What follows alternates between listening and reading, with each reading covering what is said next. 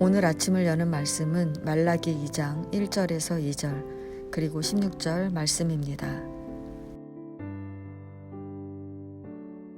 너희 제사장들아, 이제 너희에게 이같이 명령하노라. 만군의 여호와가 이르노라. 너희가 만일 듣지 아니하며 마음에 두지 아니하여 내 이름을 영화롭게 하지 아니하면 내가 너희에게 저주를 내려 너희의 복을 저주하리라. 내가 이미 저주하였나니 이는 너희가 그것을 마음에 두지 아니하였음이라. 이스라엘의 하나님 여호와가 이르노니 나는 이혼하는 것과 옷으로 학대를 가리는 자를 미워하노라. 만군의 여호와의 말이니라. 그러므로 너희 심령을 삼가 지켜 거짓을 행하지 말지니라. 아멘. 말라기 2장은 제사장과 유다의 패역함에 대한 이야기를 전해주고 있습니다. 말씀을 통해 우리가 어떻게 해야 하나님 앞에 온전히 설 수 있는지를 살펴보도록 하겠습니다. 먼저 하나님은 제사장들이 돌이키지 않는다면 너희의 복을 저주하리라고 경고하십니다. 하나님께서 제사장들을 저주하시는 이유는 무엇입니까? 2절을 보면 하나님의 말씀을 듣지 않고 마음에 두지 않고 하나님의 이름을 영화롭게 하지 않았기 때문입니다. 그런데 우리가 주목할 것은 이러한 하나님의 경고가 처음이 아니라는 것입니다. 하나님은 여러 번 제사장들에게 경고하셨지만 그들은 하나님의 말씀을 마음에 두지 않고 가볍게 여겼습니다.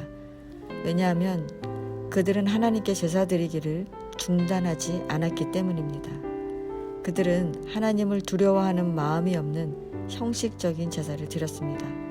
그러면서 자신들은 하나님께 제사했으니 괜찮다고 생각했던 것입니다.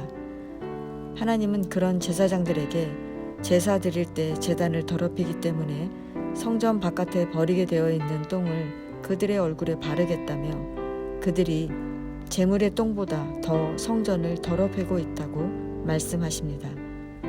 하나님은 하나님이 말씀하시는 대로 드리지 않는 제사를 기뻐하지 않으십니다. 제사의 목적은 이스라엘 백성들로 하여금 진리를 배워서 죄에서 떠나 하나님을 경외하는 데 있습니다. 제사란 제사를 통해 죄사함이 선포되고 다시는 범죄하지 않도록 삶이 변화되어야 하는데 그들의 제사는 그렇지 못했다는 것입니다. 하나님은 제사장들에게 그들이 온전한 제사를 드리며 사명을 감당할 때 생명과 평강을 약속하셨는데 그들이 그 약속을 저버렸다고 하십니다. 그러니 하나님께서 제사장들에게 멸시와 천대를 당하게 될 것이라고 하시는 것입니다. 이 말씀은 우리에게 하시는 말씀입니다. 우리는 온전한 예배를 드리고 있습니까? 하나님이 원하시는 예배는 하나님을 경외하는 마음으로 드리는 예배입니다. 우리가 범죄했다면 그 모습 그대로 하나님께 나와 회개하여 변화를 받아야 하고 기쁘고 감사한 일이 있으면 인도하신 하나님께 기쁜 마음을 그대로 담아 감사의 고백을 올려드려야 합니다. 우리는 그것이 바로 하나님의 이름을 영화롭게 하는 것이며 우리를 생명과 평강으로 이끄는 것임을 명심해야 할 것입니다. 두 번째, 하나님은 거짓을 행하는 유다를 책망하십니다. 거짓을 행하는 의 원어는 옷을 덮는 행위라는 의미로 속이는 행위를 말합니다.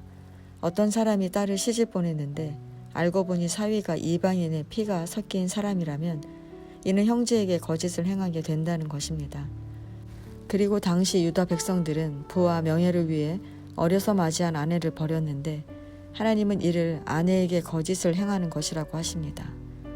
하나님은 이방인과의 결혼이나 아내를 버리는 것이 하나님께 대한 배신 행위이기에 가증하게 여기시며 그들을 끊어 버리신다고 하십니다. 왜냐하면 이방인과의 결혼이나 아내를 버리는 것이 하나님 앞에서 서약하며 결혼한 목적을 이룰 수 없기 때문입니다. 하나님께서는 결혼을 통해 우리로 하여금 경건한 자손을 얻기를 원하십니다. 그런데 우리가 이방인과 결혼하거나 하나님께서 허락하신 아내를 버린다면 우리는 신앙의 순수성을 유지할 수 없습니다. 유다 공동체는 혈연 공동체이자 신앙 공동체이기에 혈통의 순수성을 지키는 것이 신앙의 순수성을 지키는 것과 동일시되었기 때문에 이방인과의 결혼은 신앙의 순수성을 지킬 수 없는 것입니다.